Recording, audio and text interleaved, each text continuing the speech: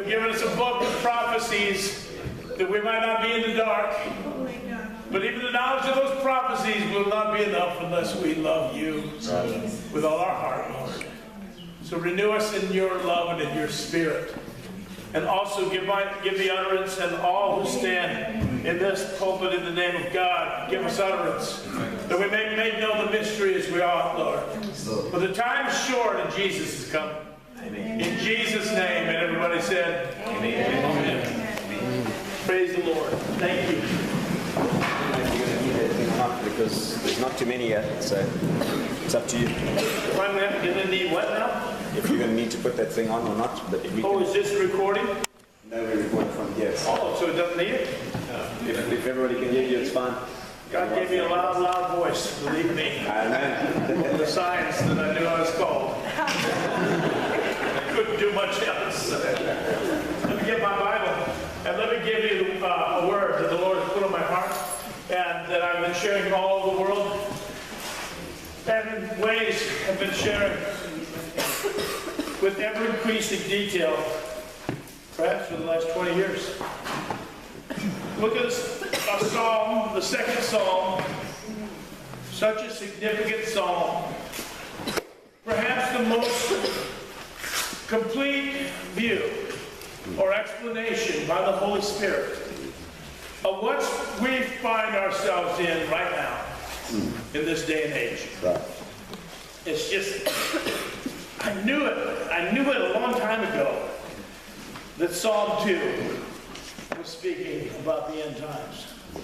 It's like one of the old prophecies. Did you know Psalm 2 is one of the most quoted verses in the New Testament? Well, it actually applies to the first coming of Jesus. And how it applies to the second coming and the times. And let me just walk through this with you, and I hope that I could take a little time and elaborate on this. Let me read it first, the whole psalm. Let these sacred words wash over your soul, and let faith rise in our hearts. Why do the heathen rage, and the people imagine a vain thing?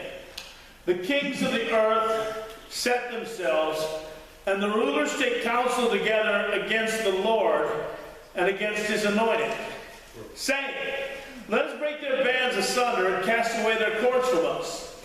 But he that sits in the heavens shall laugh, the Lord shall have them in derision. Then shall he speak unto them in his wrath, and vex them in his sore displeasure. Yet have I set my king upon my holy hill of Zion. I will declare the decree. The Lord has said unto me, thou art my son, this day have I begotten thee. Ask of me, and I'll give you the heathen for thine inheritance, and the uttermost parts of the earth for thy possession. Thou shalt break them with a rod of iron. Thou shalt dash them in pieces like a potter's vessel. Be wise now, therefore, O ye kings. Be instructed, ye judges of the earth. Serve the Lord with fear, and rejoice with trembling. Kiss the Son, lest he be angry, and you perish from the way, when his wrath is kindled but a little. Blessed are all those who put their trust in him. Amen. Amen. Dear Lord, please bless the reading and exposition of the Word. When I was a kid, my father was a painter. I mean, an oil painter, like pictures. And he'd go and sit there, there's a picture of relaxation. I'd sneak up to go get a drink of water in the middle of the night, 2 in the morning or something. There he is, his back to me in the door of his studio. A big old canvas, smoking a pipe. Peace and last. See, he had 10 kids, so he had to stay up late to get peace, all right?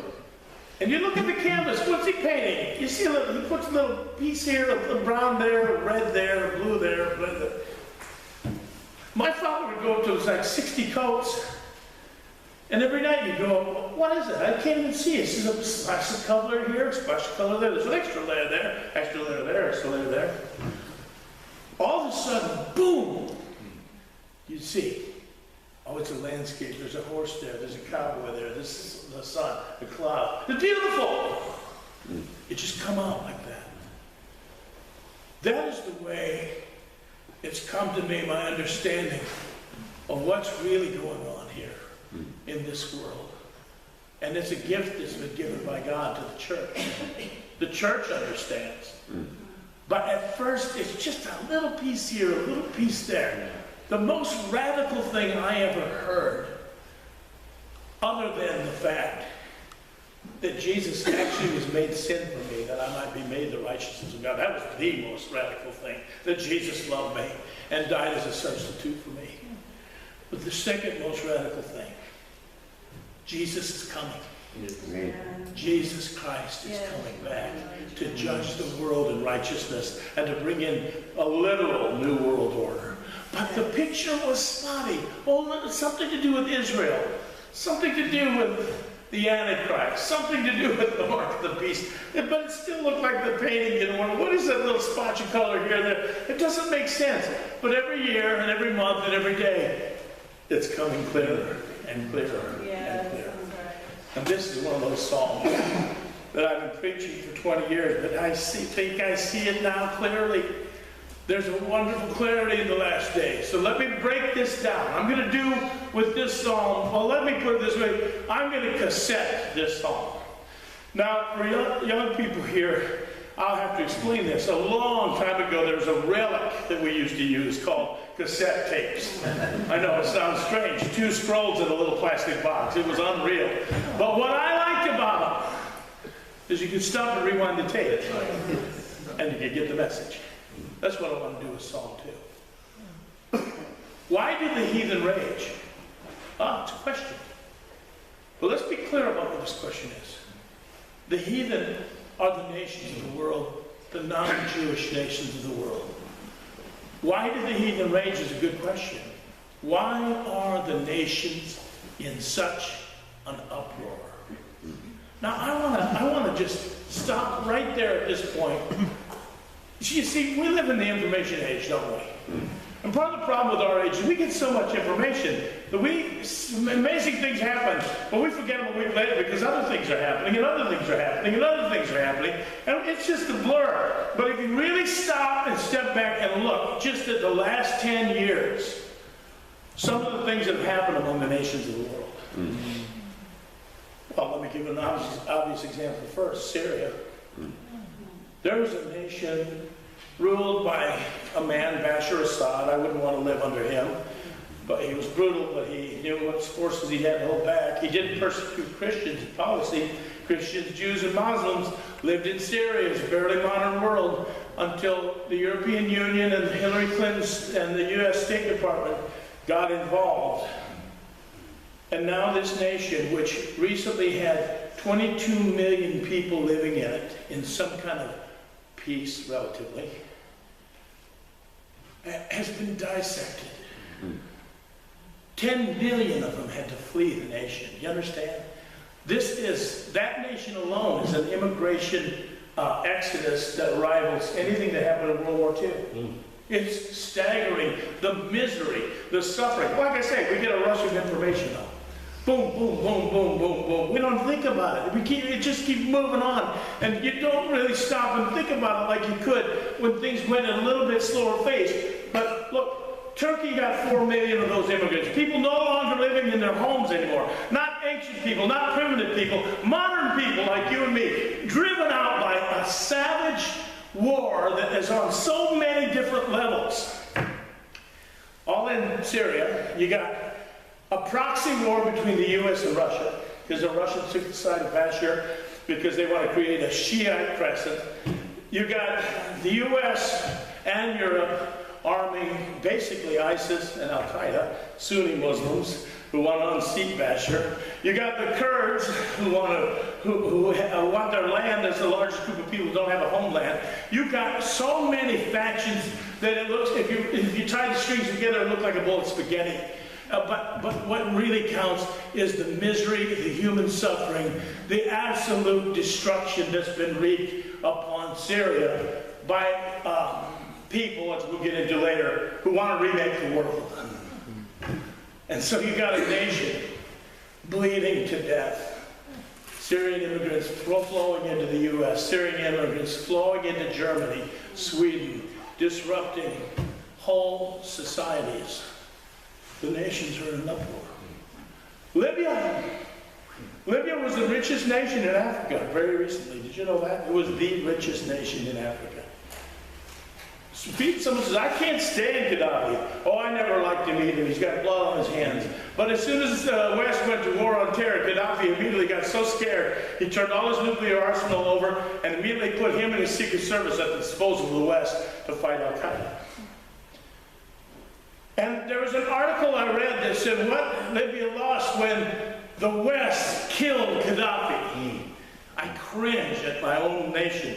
Hillary Clinton boasting like she's a Caesar. We came, we saw, we killed him. Bloodthirsty. You know what Hillary wants to do now? She just announced, I want to be a preacher. I want to be a Methodist minister. One of the most bloody and corrupt people in American history. With a straight face. Will now go into ministry. We are living in an insane asylum, everybody. Right. What did Libya lose? Well, every Libyan citizen got a monthly check of oil revenues that the nation gained. Every Libyan citizen was guaranteed full health care, full education. Libyan citizens got married. The government program would get them into a house. It was basically an orderly society as far as Muslim societies go, until the European Union and the United States, and Lord knows who else, totally destabilized it. Hundreds of thousands killed, hundreds of thousands now homeless, and a once stable state completely destabilized and now a terror state, a nightmare place of rival factions, Islamic militias going at each other and tearing people apart right and left. This is the nightmare of the modern world. Oh, we forget it. Forget it. Why? There's World Cup's coming, so is the Super Bowl. So, man, who's going to win this year? In the meantime, and this is my burden, this is what crushes me. Apocalyptic events are happening everywhere. And people just move along. Nothing to see here. Move along. Where are they moving along? Well, they're rushing to judgment, and they don't even know it. That's right. This is a nightmare, what's happening. Iraq is a nightmare. Saddam Hussein, terrible person. I hate to live under him. He never persecuted Christians. Did you know Iraq had a population of 2 million Chaldean Christians? The Chaldeans are called Abraham from Ur of the Chaldees. They're original Babylonians. They're original Iraqis. And they, for the most part, they became Christians in the early centuries. And even though Islam took over and oppressed them ruthlessly, there was a population of 2 million Chaldean Christians in Iraq until 5 years ago. Western interference. Now there are less than 200,000 survivors. You know what that's called? Genocide. But nothing to see here, right? Move along. Let me bring up just 2 other nations. I could sit here all night just on this first verse. Why is the world in an uproar? Do you not see what's going on? This is a passionate time, too. I don't know how people can get into TV. Real life is so much more exciting. I look at my wife and say, you couldn't make this stuff up. Gaddafi realizes his backers in the West have turned on him. He's no longer the flavor of the day. He begs them in public. Yes. If you take me out, he said, Europe is going to go black. Africa is going to pour up in there, and I am the only buffer state that's keeping that from happening. Well, it turns out he was right. Yep. Who knew? A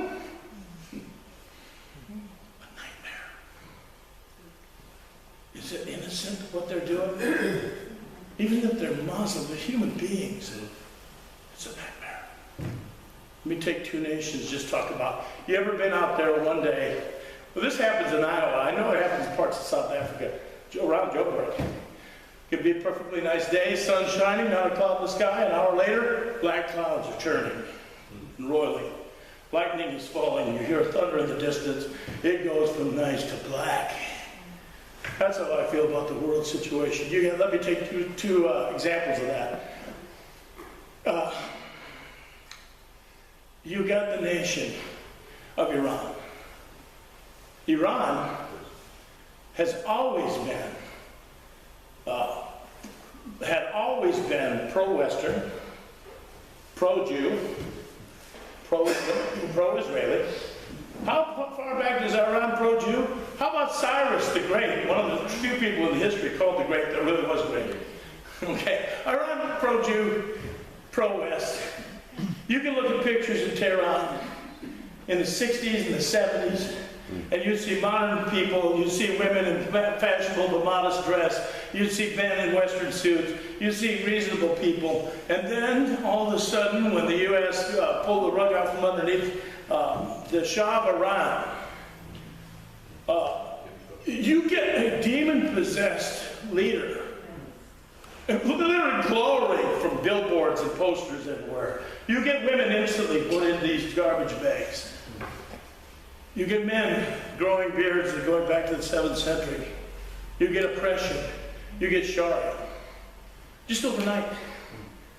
What happened? Well, Daniel says, look, I saw the Prince of Persia come. There is an evil spirit there. I saw the Prince of Persia come. Okay. Well, it happened in his day. It's happening in our day. I have a chapter in my book, Iran's demon possession. Because we saw it with our own eyes, if anyone has eyes to see, who was alive and thinking in the late 1970s. It's, see, here's one thing that I will say on this first clause here.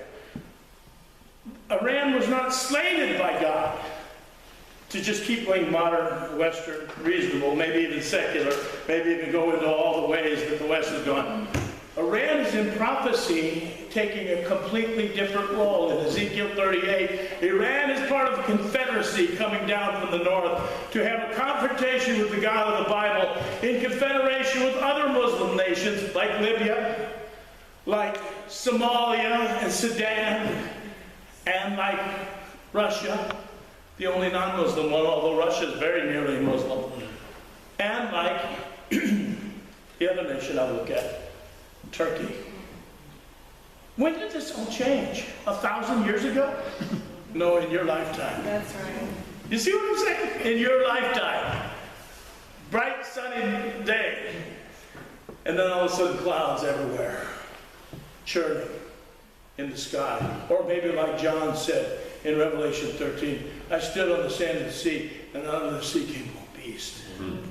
Or like Daniel, one beast after another beast after another beast.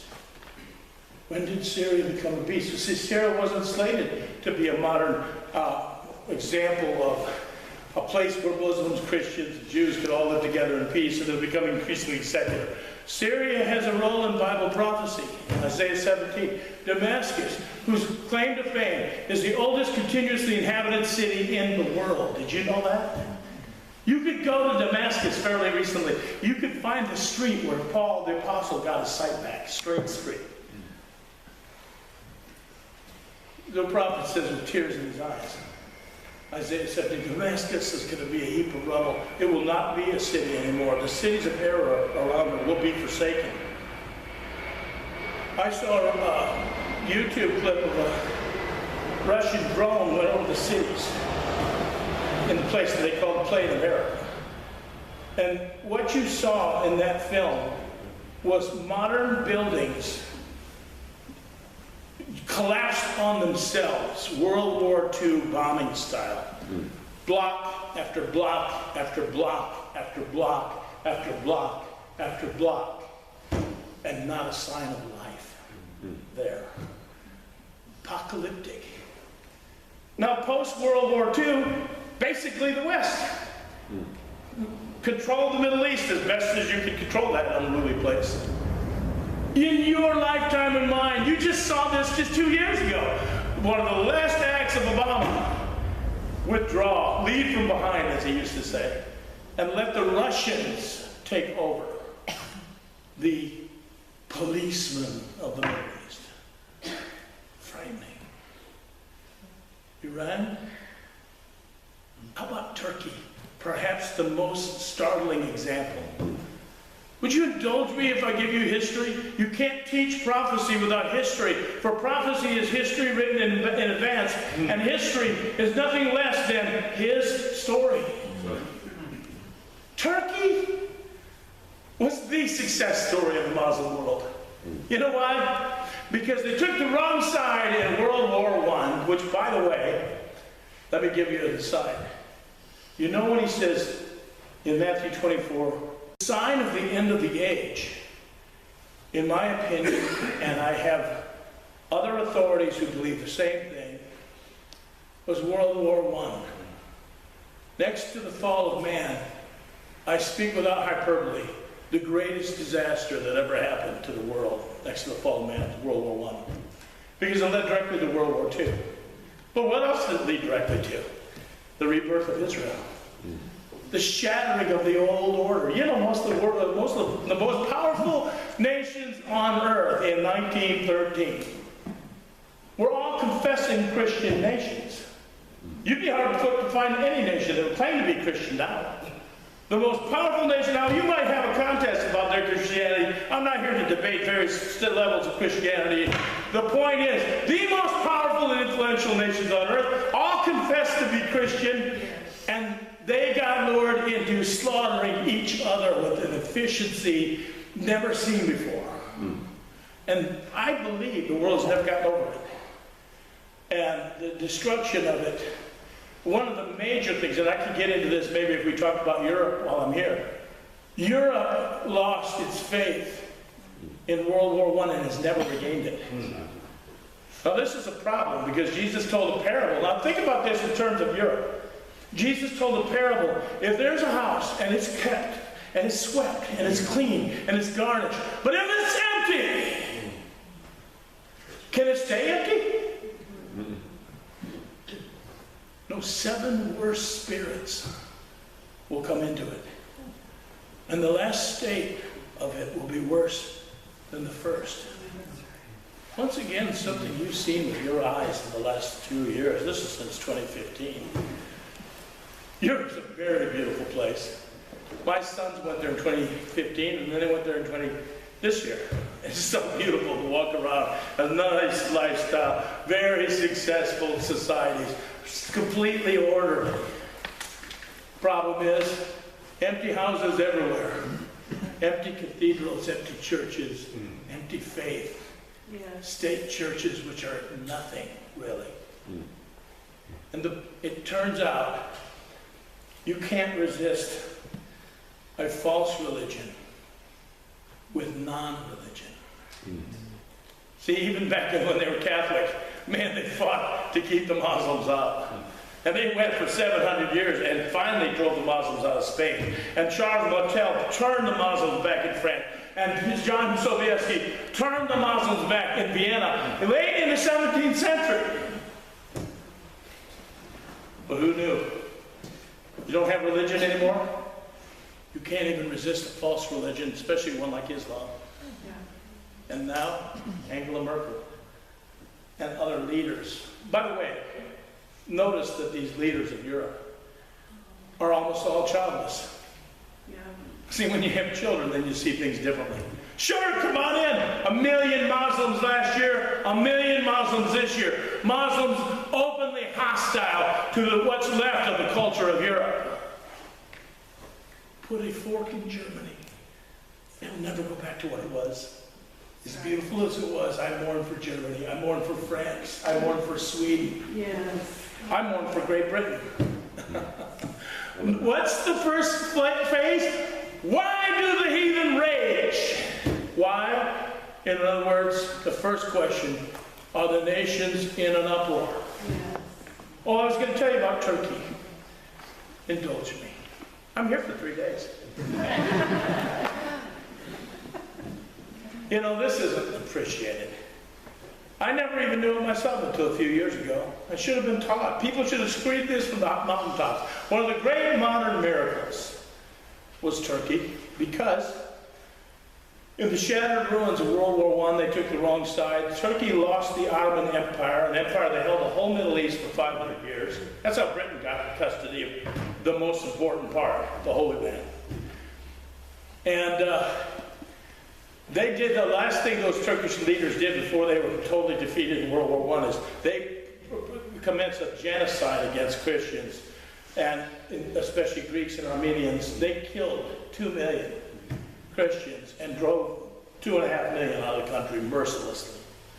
It was unbelievable. And then they lost. So they got a new leader, Kemal Mustafa, or his nickname is Ataturk. Now here's the miracle, and I wish it was appreciated.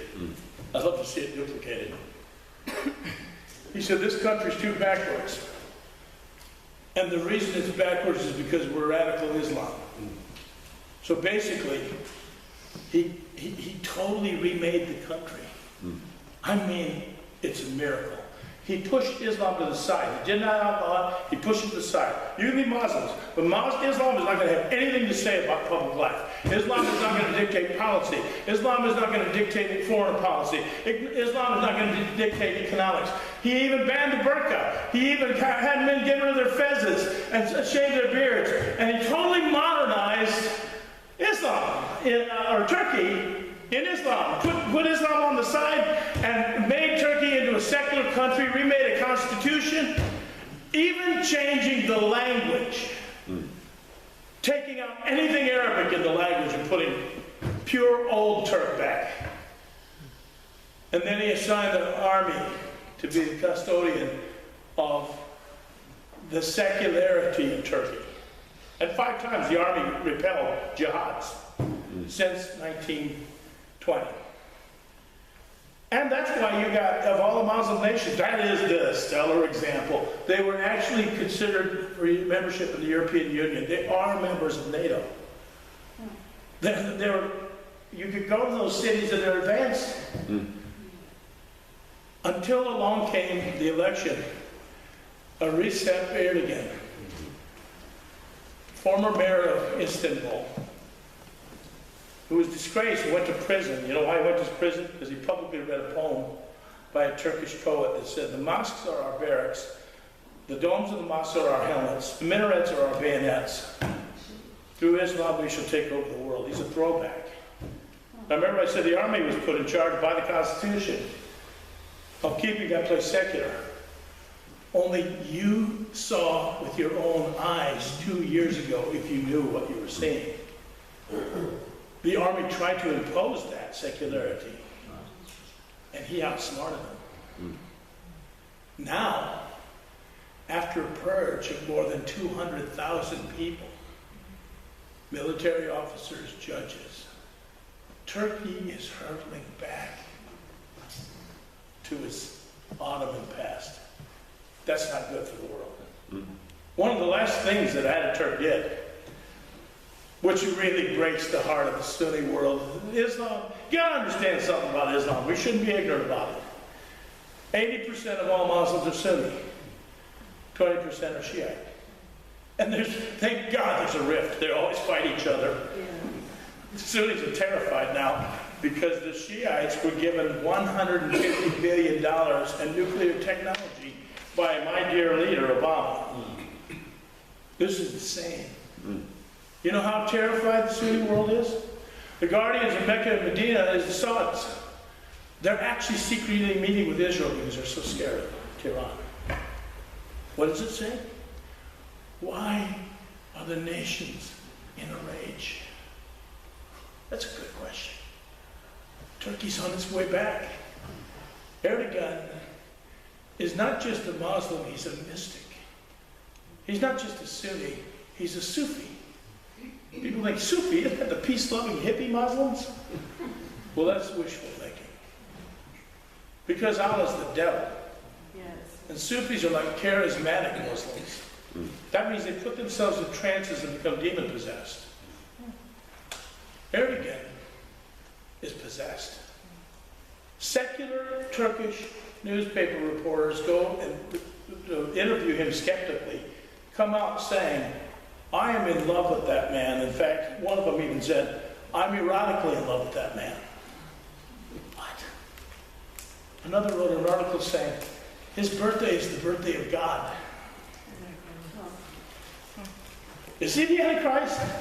I don't know. But he's definitely Antichrist. Yes.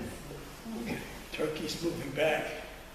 They opened up an airport, Saladin International. So why'd you name it after Saladin? He's a Kurd.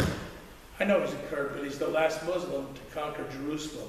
And I intend to unite the Muslim world and conquer Jerusalem. Why? Look at this first phrase.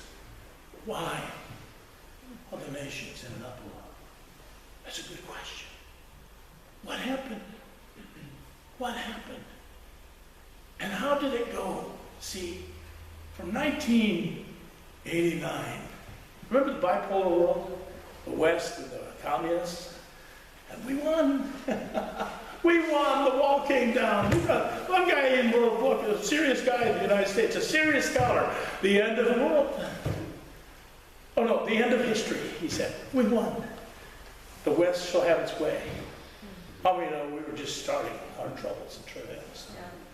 This is a whole Muslim world. 1 out of 7 people in the world are Muslim. And we're in for our greatest trial. Yeah. Now, I could go on, and maybe I'll expound on that later. See, the thing about Islam, and I talk a lot about Islam, nowhere in the Bible does it say in the year 600 AD a guy's going to come along named Muhammad and start a new religion. The Bible doesn't say that. The Bible doesn't have to say that. But I will tell you this. The Bible that's in your lap, totally, from the beginning, anticipated this. And you just think about this with me. I've been doing a series on Genesis, and it's on YouTube. I'm not trying to put in a little plug, but it's on YouTube. Genesis. Anyway, Genesis is the primal book. It is the most important book as far as everything else is built on it. It's your foundation. Everything the Creator thought was absolutely essential to you and to faith and to salvation. You put it right there in Genesis. Yeah. So therefore you have to believe that Genesis, it's all handpicked. When you think about it, Genesis is not that big a book considering that. What did he think was important? Well, there's a chapter in Genesis where Abraham says he's in the land that God said he'd give him one day, but it wasn't his yet. And the pagans are there, and he said, my wife died, I need to buy a tomb. I need to buy a tomb. And the pagans like Abraham. He had a good testimony. So they said, no, we'll give you the tomb. Abraham says, no, I'll buy it. What's the best going price? And that's the transaction. And that's the chapter. What? That's one of the most important things of all the things the Creator could put in the beginning book. This is something so foundational. What? Never made sense to me until a couple of weeks ago. That's right. You see, the Bible talks about a controversy between the kings of the earth and God. Mm-hmm. And the kings of the earth, part of that is the UN. And the UN has a group called UNESCO. Has anyone ever heard of it? United Nations Educational, Scientific, and Cultural Organization. They have a very important job. Their job is to assign World Heritage Sites to places all over the world so they'll be preserved. So ISIS won't go and blow them up. Amen? Anyway, they just took a look at the tomb of Abraham, Isaac, and Jacob, Leah, and Sarah, and Rebecca. I don't know, call me old-fashioned, but when I hear Abraham, Isaac, and Jacob, I think the Jews. Yeah. It just, I don't know what, it just comes. But UNESCO and all their wisdom looked at that and said, this site has nothing to do with the Jews. This is a Muslim shrine. We decree it. What? Now, notice who's not in there? Jacob had 2 wives. Leah and Rachel. Poor Rachel. She couldn't be buried there because she died in childbirth outside of Bethlehem.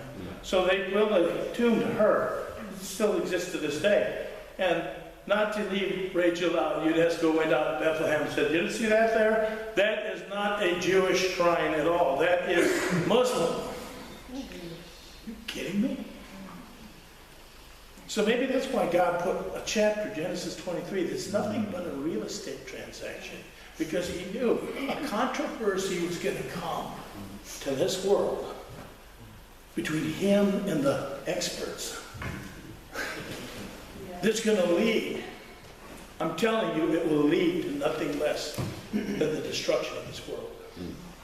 You want to read a scary chapter, read Isaiah, I believe it's 34. It's about the end of the world, and he calls it the controversy of Zion. Let me move on. I just gave you the first part. Why did he even raise? Here's another good question, and it's separate. It's not the same question.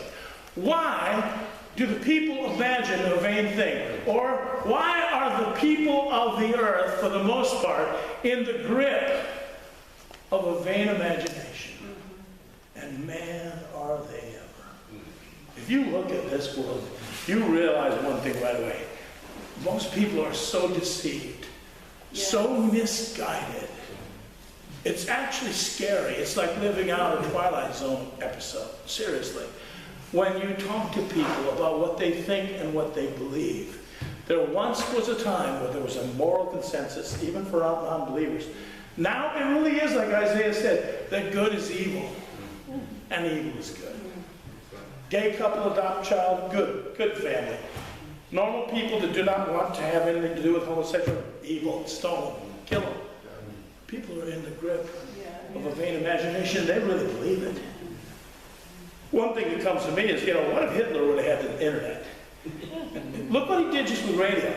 That's all he had for propaganda, but man, they were good, skillful. They made a few films, they had radio, and he got a whole modern nation to self-destruct by giving them a vain imagination. What would he have done with what we have now? Well, we're beginning to find out. People are deceived. As John said, the whole world lies in the wicked one. Let me just give you a few vain imaginations that are floating around and that are almost like a religious tenet to the people of this world. People you got a witness to, people you're related to, people who now hate you because of it. So you may as well be familiar with it. Vain imagination number one. Well, I think of the song Imagine by John Lennon. Imagine there's no heaven. Oh man, people's eyes will tear up. This is so beautiful. What an anthem. Really, technically, when you think about it, what an ugly song. Yes, it is. Nothing to live for, nothing to die for, no heaven, no judgment, no justice. But, oh man, it's so beautifully crafted and so in tune with the spirit of our times that it literally seduces people away from God. Yes. How about this vain imagination? You can abort your babies. You don't have to bother having children. Or you can decide how many children you have. Or you can decide their characteristics. You can even tailor make and order your children. And we'll still have a wonderful civil society. This is insane. You don't have to know much to know that's insane. That's crazy. Here's another vain imagination. I think this is big. I think this is dearly held by the next thing I'm going to talk about, which is the kings of the earth. You can strip our modern Western world of everything Judeo-Christian. And you'll not only have a civil society, you'll even have a more compassionate society, a better society, more love, more justice, more freedom. Well, we've had that for about 60 years. But look at the ugliness that we've got now, the confusion. Can you fathom any responsible person sanctioning confusing children that aren't even sexual yet about their sexuality, transgenderism, and then going further and sanctioning operations that can't be reversed and trapping a child in something they don't even have the capacity to decide? Do you know that God makes millstones big enough to tie around the necks of whole nations? The wicked shall be cast into hell, and all nations that forget God. I could go on and on about the vain imaginations. Here's another one. The vain imagination that we don't really need borders. We should just all come together right now because all cultures are the same.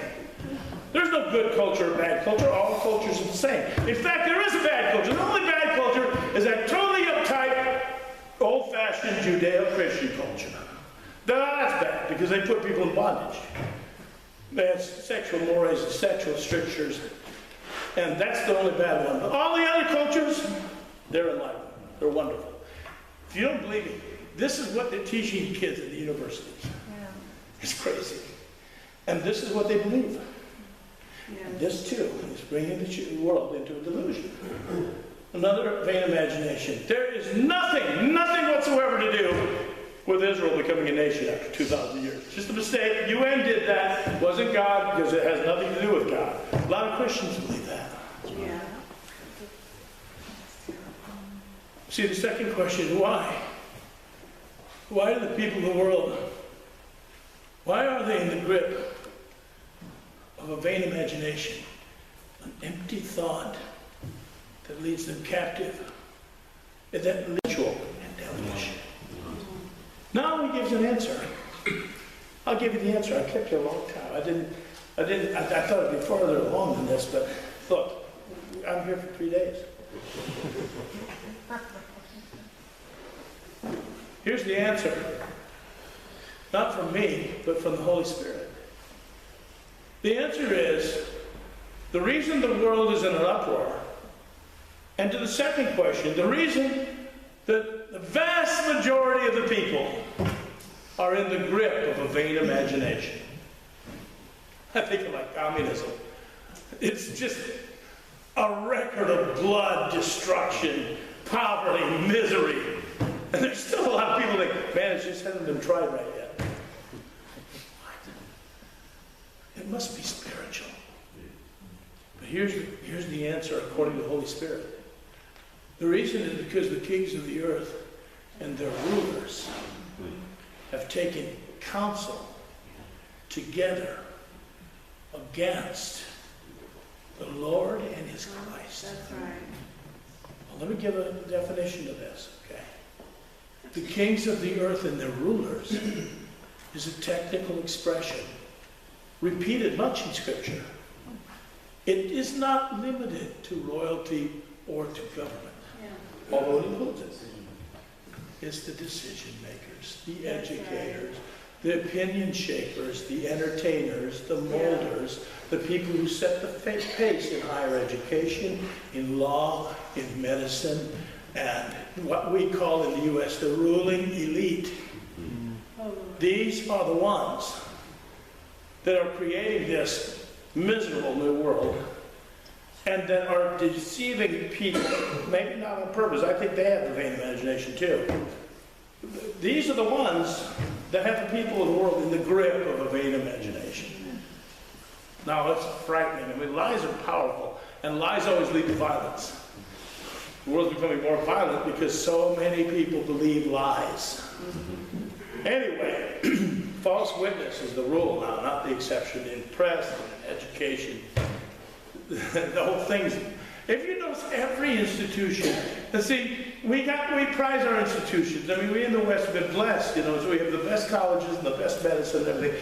But increasingly, as we come to the end, every single one of our institutions is increasingly revealed as being antichrist. Yes. Law is now anti-law. Law is whatever they make up.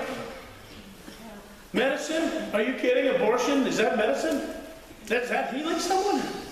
Transgenderism accepted in medicine? Are you kidding me? That's not medicine. That's destruction, man. That's demon possession. Every institute, education, you script and save and send your child to college or university, and they come back green, they come back pro-gay, they come back anti-Israel. If you're not careful. You know I'm telling you the truth. Some of you have lived it. The kings of the earth and the rulers. Yeah. He literally says this. They've actually taken counsel together. Now, I'm not a conspiracy theorist, all right? But on the other hand, just because you're paranoid, it doesn't mean they're not after you, right? I don't think they meet in a basement in Brussels somewhere. Well, I don't think that's what this is saying. They might. I don't know. Who knows? But I don't think this basement is big enough. Well, I think I understand how this goes. I just made allusion to it. Been happening for about 100 years. The oldest story in the book, you send a child to school because you want to better his life and higher education. And they get their head packed with so much garbage. Unless it's the hard sciences. 2 + 2 still equals 4 last time I checked. But the Western, hey, hey, ho, ho, Western Civ has got to go. That's what some of our leaders in America were chanting at a university protest. Look, I'm not ashamed of being an heir of the most successful civilization the world has ever seen. And I know why it has been wildly successful. Judeo Christianity. No, we're not a theocracy. And I'm not saying most people are Christian. I'm just saying we've been so blessed and so enriched by our civilization, which now our leaders denounce and shame-based and are throwing out. Not ashamed. Anyway, they go there and they come to this consensus. That's what he's saying. They take the counsel not against religion in general, against specifically one religion, the religion of the Lord of the Bible and his Messiah. Yes, understand? Right. This is the best explanation for what is happening in this world. Turns out God's not a globalist. Did you know that? God's a nationalist. In the book of Acts 17, he divided the people into nations. Why? They might seek God. He made nations. He had to separate us so we could all develop instead of be totally sunk together like in the Tower of Babel, the great defection which sunk the whole world. God's not an egalitarian. No, not everybody is equal. Everybody's equally valuable in the sight of God. Everyone's equal in the sense they bear the image of God. But no, everyone's not going to have an equal outcome in life. God never made the world that way. But this is what they champion, and this is how they deceive the world, and this is how they stoke resentment to tear apart our societies, and this is how they defame and lie about history. As Marx said, the first battle of the communists is to rewrite history. This is the day of the lie, of the false witness. Now, he goes on to say there, and we're relieved, see. Well, first, we can't be relieved yet. We've got to look at verse 3 and see what they're actually saying.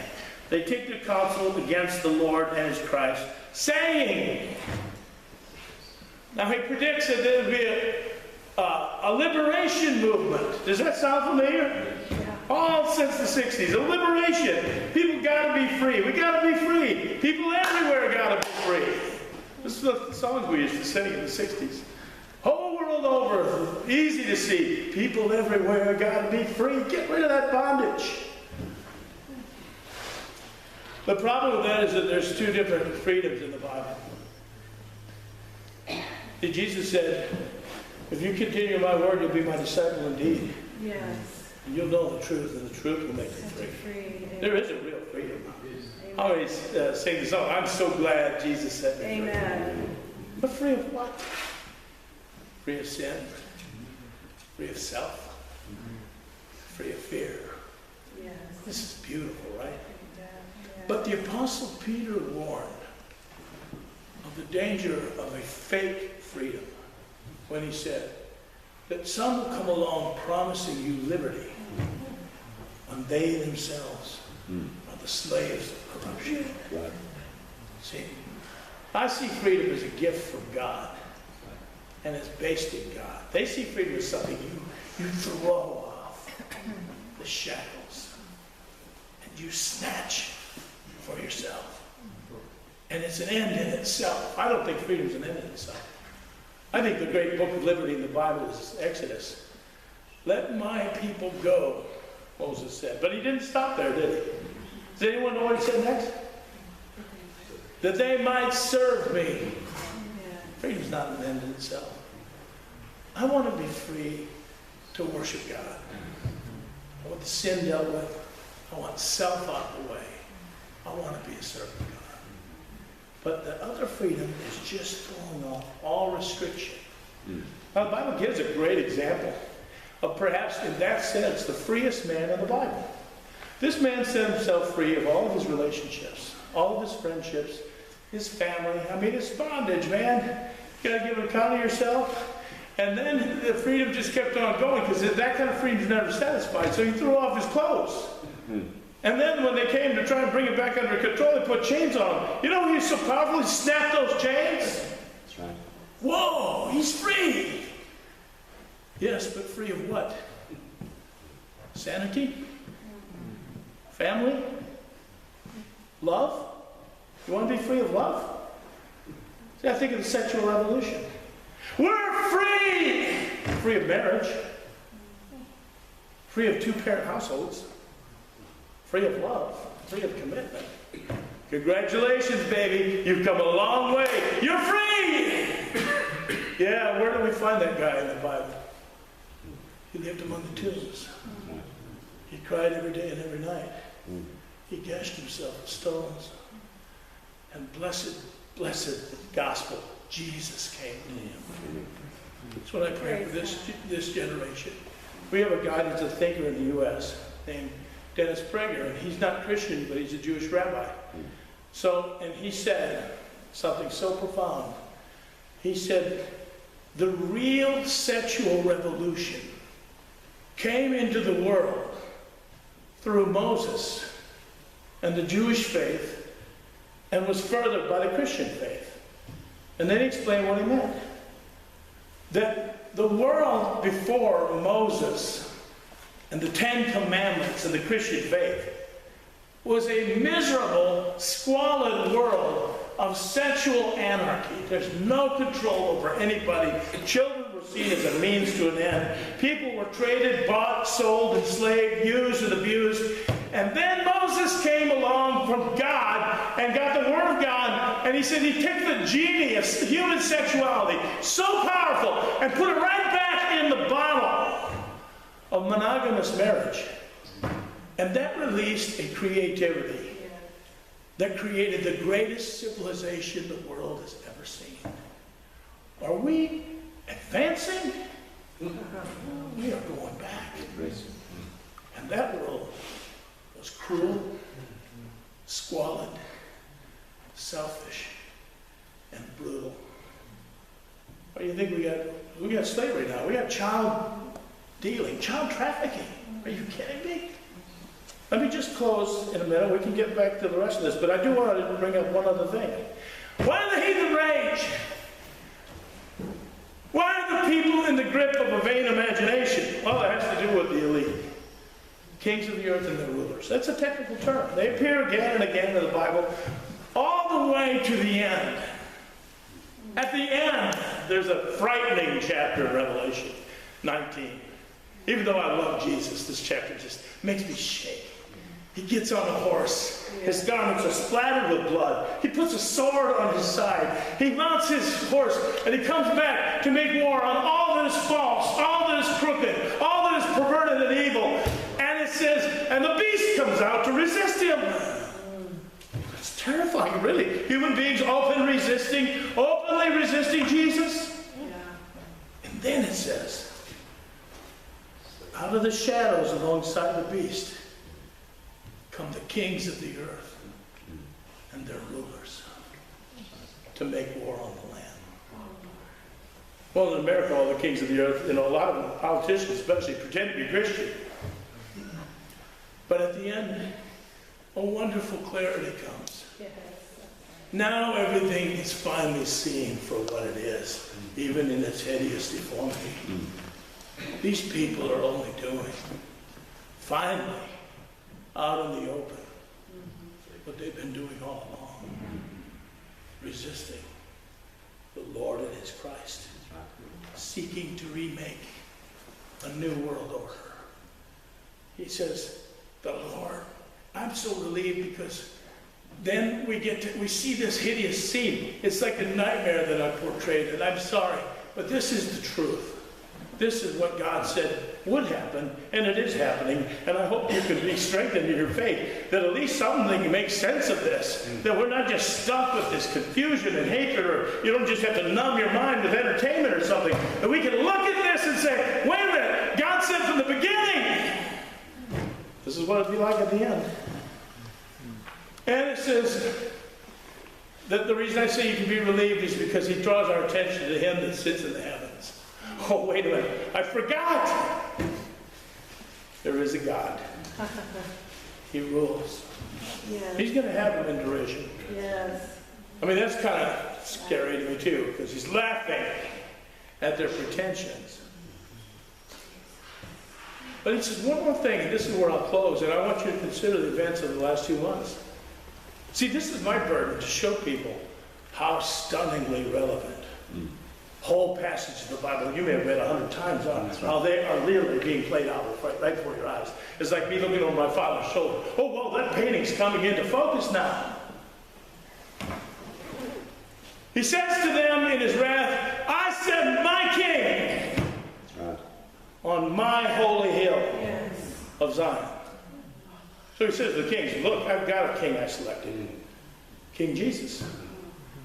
But then what I want you to focus on is, then he focused on a piece of real estate. 35 acres. The rabbis of Israel, I don't agree with most of what they say. They're false prophets. But I will share you one thing that they say that's so true. The center of the world is Israel. The center of Israel is Jerusalem. The center of Jerusalem is the Temple Mount. Temple Mount, one piece of real estate, 35 acres, that God himself mentions in this context and tells the kings of the earth, I set my king on my holy hill of Zion. You know that, remember I talked about that real estate transaction in Genesis? Abraham's tomb? Because he knew there'd be controversy. But there's another real estate transaction in 2 Samuel. There was a plague because King David sinned. People dying right and left, and he pleaded to God for mercy on Israel. Plague stopped right there on a threshing floor belonging to a pagan. And you get this repeat. David said, I'll buy that floor. Pagan says, I won't let you buy it. Your money's no good to me. I'll give it to you. David said, no, I'll buy it. Why, God? Why a real estate transaction? Why do we have to be bored with the details of a real estate transaction? Don't we have enough of transactions of our own? But he knew that at the very end of time, there'd be this incredible controversy. The controversy of Zion. Did you not see the events of the last 2 weeks? Do you not realize what's going on? Look, I remember 1967. For the first time in thousands of years, Israel took Jerusalem. That was staggering, man. It was amazing, stunning. I think more people back then appreciated it than now. Because the conditioning is almost complete. People are almost in a trance. They're rushing over the Broadway to hell, singing John Lennon songs as they go, or whatever else they think is dear to them. But back in 67, there were still a lot of people who had, they weren't propagandized yet. They stopped, whoa, Jerusalem's in the hand of the Jews.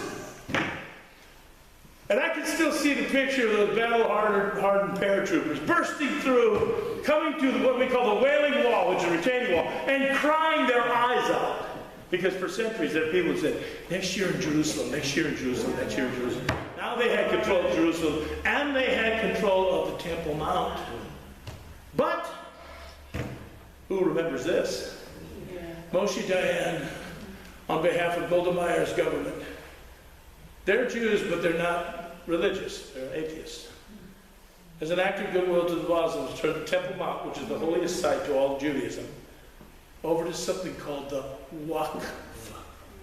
W-A-Q-F, a Jordanian Muslim custodianship. And I've pondered this so many times. What?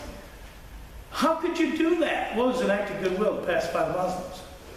You could pray there. So now the Muslims could determine who can go on Judaism's holiest site. The Muslims determine who can pray there, who can't pray there, what they can say, what they can't say. The Muslims are desecrating that site. Someone snuck a camera up there. They saw petrified cedar beams being cut up and used for firewood. Do you understand the significance of that? Under that mountain, there are the relics of the old temple. The old temple of Solomon was cedar beams. They're using them for firewood. Can you imagine? I said, Lord, how could that be? And then I found out the answer from the words of Jesus himself. Luke 21:24. Jerusalem shall be trodden underfoot of the Gentiles until the time of the Gentiles shall be fulfilled. We're so close Yes. to the rapture, everybody. We're so close. Thank you. The grace of God be with you. Thank you.